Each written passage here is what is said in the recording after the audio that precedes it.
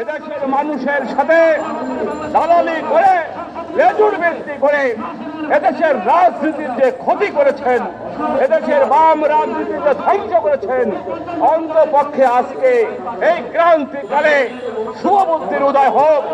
আপনারা ফিরে আসুন ওই ফ্যা রাজনীতি থেকে, ফিরে এসে জনগণের কাছে ক্ষমা প্রার্থনা করুন।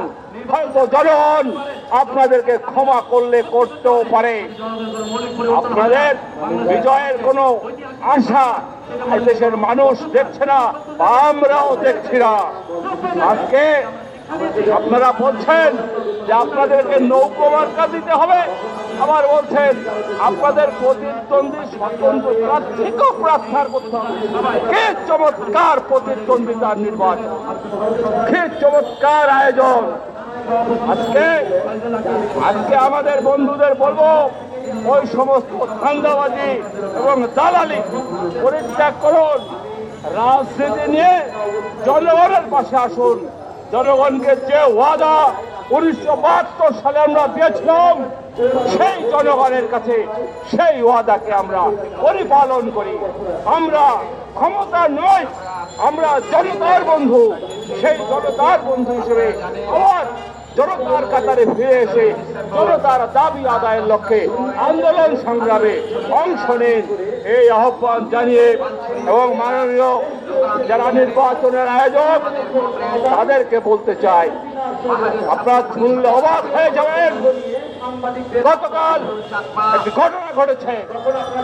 আমাদের এক সময়ের আমার রাজনৈতিক সহযোদ্ধা, ঢাকা বিশ্ববিদ্যালয় কেন্দ্রীয় ছাত্র সংসদ ডাকসুর সমাজসেবা সম্পাদক আমাদের পার্টি করত, আমাদের ছাত্রলীগ করত, আনিসুর রহমান বুলবুল। সে স্বতন্ত্র প্রার্থী হিসাবে টাঙ্গাইলের নাগরপুরের প্রার্থী ছিল।